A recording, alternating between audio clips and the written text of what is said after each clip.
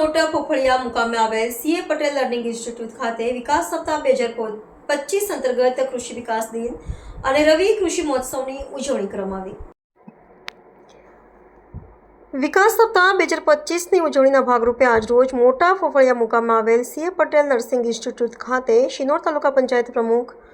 અર્ચનાબેન રાયના અધ્યક્ષસ્થાને કૃષિ વિકાસ દિન અને રવિ કૃષિ મહોત્સવ 2025ની ઉજવણી કરાઈ હતી, જેમાં કૃષિ વૈજ્ઞાનિકો દ્વારા માર્ગદર્શન આપવામાં આવ્યું હતું અને ત્યારબાદ વિવિધ યોજનાના ખેડૂતો લાભાર્થીઓને સહાય વિતરણ કરવામાં આવ્યું હતું।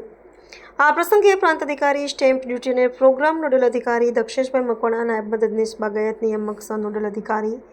વડોદરા સંકલ્પ પટેલ, વિસ્તરણ અધિકારી ખેતી શિનોર તથા તાલુકા પંચાયત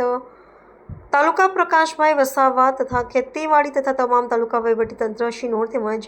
મોટી સંખ્યામાં ખેડૂતો ઉપસ્થિત રહ્યા હતા। રિપોર્ટર જસવંત વસાવા, શિનોર સમાચાર ન્યૂઝ, શિનોર। રવિ કૃષિ મહોત્સવ 2025 અંતર્ગત આજરોજ શિનોર તાલુકા કક્ષાનો કૃષિ મેળો મોટા ફોફળિયા ખાતે યોજવામાં આવ્યો।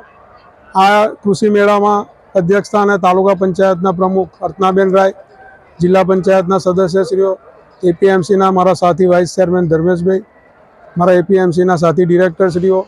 તાલુકા પંચાયતના સર્વે અધિકારીગણ,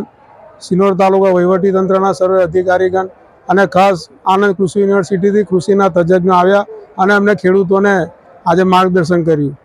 આ તકે હું ખાસ શિનોર તાલુકાના જે ઓર્ગેનિક ખેતી, સજીવ ખેતીના બ્રાન્ડ એમ્બેસેડર એવા વનરાજસિંહ સોલંકીનો આભાર વ્યક્ત કરું છું કે એમને સજીવ ખેતી પ્રત્યે ખેડૂતોને સજાગ કરવા માટે સચોટ માર્ગદર્શન આપ્યું।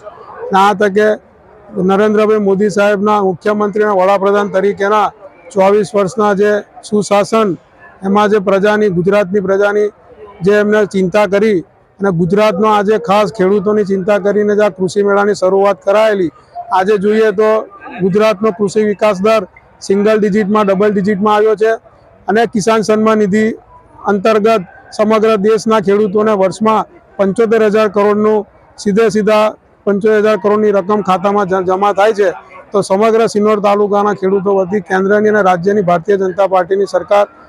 ખાસ આપણા દેશના આદરણીય વડાપ્રધાન નરેન્દ્રભાઈ મોદી સાહેબ, મુખ્યમંત્રી ભૂપેન્દ્રભાઈ પટેલ સાહેબ અને આ તકે કૃષિ મંત્રી રાઘવજીભાઈ પટેલ સાહેબનો હું આભાર વ્યક્ત કરું છું।